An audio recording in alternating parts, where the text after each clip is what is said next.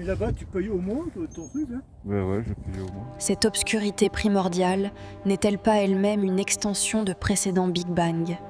Les lumières d'urgence bleues et rouges pulsent à travers les fenêtres du studio, peignant la pièce autrefois somptueuse d'ombres chaotiques.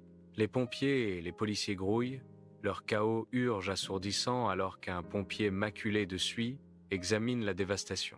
Au milieu de l'agitation, Sarah se tient, pâle et tremblante, les yeux écarquillés de stupeur tandis que le pompier demande « Que s'est-il passé ici ?» Sa voix à peine un murmure, Sarah répond « Un homme a été tué », l'horreur dans ses yeux contrastant fortement avec le chaos. La police envahit le studio d'enregistrement, leurs mouvements précis autour du corps immobile de Kai sur le sol froid, l'air épais de tension. Un appareil photo clignote, illuminant momentanément la scène lugubre, tandis qu'un officier ganté époussette méticuleusement les empreintes digitales. Le médecin légiste, agenouillé à côté de Kai, se relève avec un regard détaché, déclarant « Mort par projectile ». Petite fléchette, probablement. Sarah frissonne, le mot fléchette résonnant dans son esprit, un lourd secret lié au dernier mot chuchoté de Kai. Le corbeau. Sous la lumière crue des projecteurs du studio, l'inspecteur Leclerc, avec son regard perçant, s'approche de Sarah. Les yeux de Sarah papillonnent nerveusement, évitant son regard direct, une tension subtile dans ses épaules trahissant son malaise. La voix de Leclerc brise le silence. « Mademoiselle, je suis l'inspecteur Leclerc. Pourriez-vous me dire ce qui s'est passé ?» Sarah raconte les événements effrayants. Kai est arrivé. Il a parlé énigmatiquement. Puis le drone est apparu soudainement et une fléchette se fut fatale. Les derniers mots de Kai, ses paroles précises contrastent fortement avec son regard évasif. Une omission cruciale planant lourdement dans l'air. Sous la lumière froide des écrans d'ordinateur, l'inspecteur Leclerc, le front plissé, prend méticuleusement des notes tandis que Sarah, visiblement secouée, raconte les derniers mots de Kai, le corbeau. Sarah, la voix tremblante mais résolue, ajoute un détail effrayant. Il a dit qu'il était un ami d'Elias. Leclerc, les yeux perçants fixés sur Sarah, insiste. Et qui est Elias ?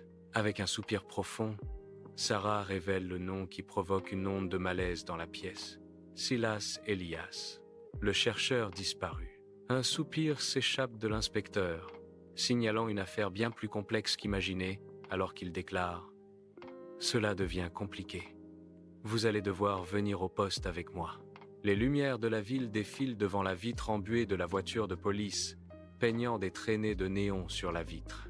Je suis assis en silence, mon regard perdu dans l'étalement urbain, un personnage réticent pris au piège d'un thriller sombre. L'inspecteur Leclerc, au volant, reste silencieux, son visage grave, reflétant la complexité de l'affaire. L'atmosphère dans la voiture est lourde, épaisse d'un sentiment de sombre inévitabilité. Chaque lumière floue à l'extérieur reflète la confusion et le désespoir intérieur. Un voyage silencieux vers l'inconnu. Sous les néons agressifs, la fatigue de Sarah est gravée sur son visage, tandis que l'inspecteur Leclerc, calme et ferme, reprend son interrogatoire. La voix de Leclerc transperce la tension. « Parlez-moi encore de votre relation avec Silas Elias. » Sarah raconte. « Nous étions collègues. Je l'ai aidé dans ses recherches sur la conscience numérique, omettant des détails cruciaux. » Leclerc défie. « Et Kay ? Vous affirmez ne pas le connaître. Pourtant, il est mort dans le studio d'Elias. Ne trouvez-vous pas cela un peu étrange ?» Sarah, résolue, insiste. « Je ne l'avais jamais rencontré auparavant. C'est une coïncidence tragique, semant le doute dans l'esprit de l'inspecteur. » Alors que Leclerc insiste. « Parlons de Corbeau alors. Que pouvez-vous me dire sur Corbeau ?» Sarah répond avec défi. « Je n'ai rien à dire à ce sujet. » Dans une salle d'interrogatoire austère, Sarah, visiblement épuisée, fait face à l'inspecteur Leclerc sous la lumière crue et vacillante des néons. Les questions incessantes, incisives et fouilleuses de Leclerc acculent Sarah, mais sa détermination reste inébranlable. Un policier perplexe entre, chuchotant à l'oreille de Leclerc, ces mots urgents modifiant l'atmosphère tendue de la pièce. La mâchoire de Leclerc se crispe, une veine palpitant sur sa tempe tandis qu'il fusille Sarah du regard. Nous n'avons pas d'autre choix que de vous relâcher. Le corbeau.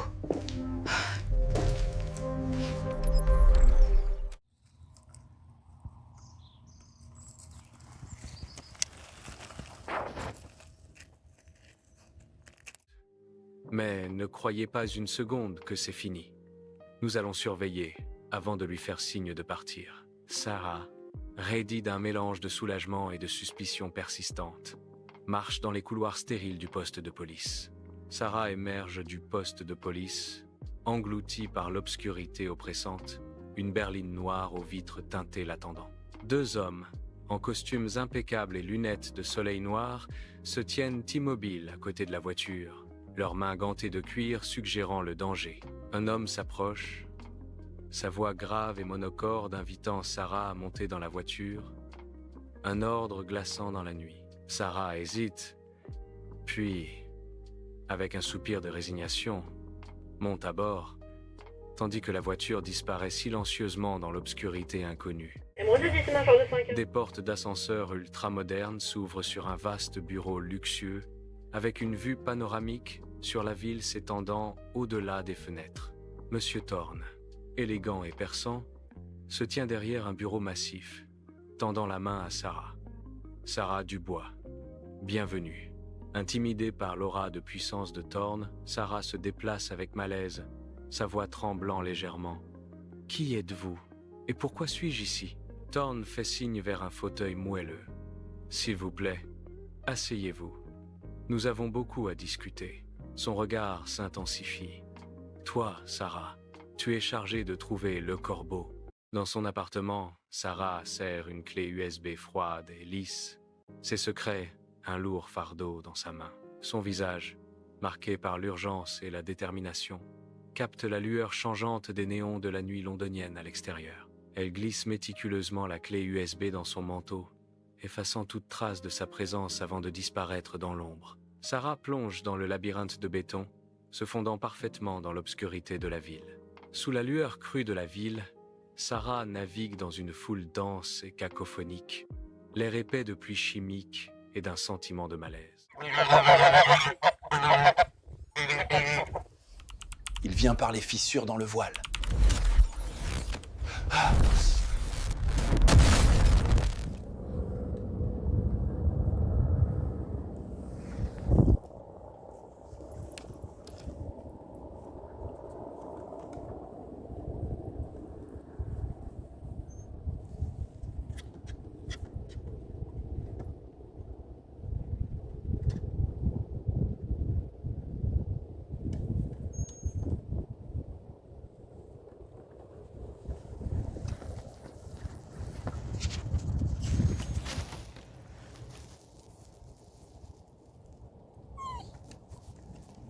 Sentiment de malaise. Elle cherche refuge sous un pont, où Vigile, les yeux fatigués mais perçants, lui offre des avertissements énigmatiques à propos de Thorne et de le corbeau. Vigile, un ancien employé, révèle les opérations et les hommes de main de Thorne, avertissant Sarah des dangers omniprésents qui se cachent dans l'ombre. Alors que Sarah s'en va, la ville redevient un labyrinthe d'informations et de dangers, les mots de Vigile résonnant dans l'air toxique. Dans un café sombre et animé, Sarah observe Anya, le front plissé devant un ordinateur portable, une clé USB posée entre elles. Anya, perplexe, murmure « C'est du jamais vu. Cette technologie est bien trop avancée pour être l'œuvre de simples hackers. » Sarah, l'inquiétude gravée sur son visage, quitte le café.